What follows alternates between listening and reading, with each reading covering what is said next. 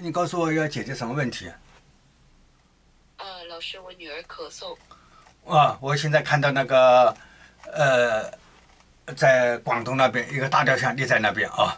一个大雕像立在那边啊，这个是刚才拍的啊，立在那边，然后那个风啊绕着那个大雕像那边转啊，绕到大雕像转啊，然后这个把立在那边，围绕它转，重新来一遍啊，慢镜头啊，慢镜头放了啊，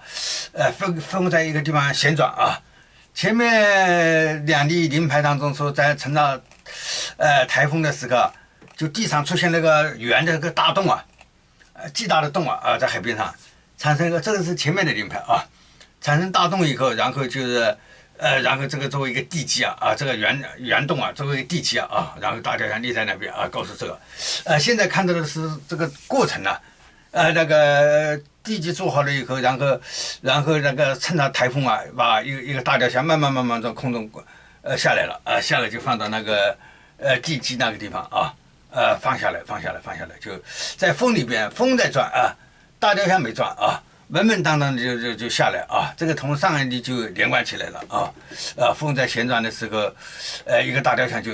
送下来了，立在那边让他们明白这里的，趁着那个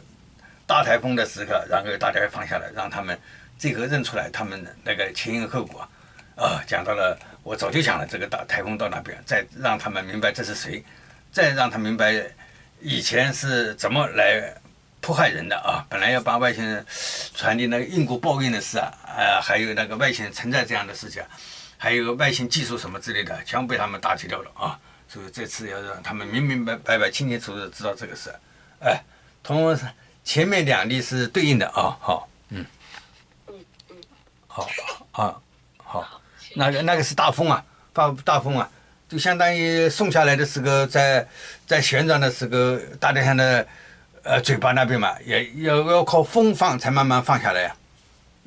它没旋转，它就稳稳当当的就在大风当中稳稳当当，它没旋转，就稳稳当当就放下来，放到前面的就风平转的时候就转出个大洞来地上，原来作为一个地基的，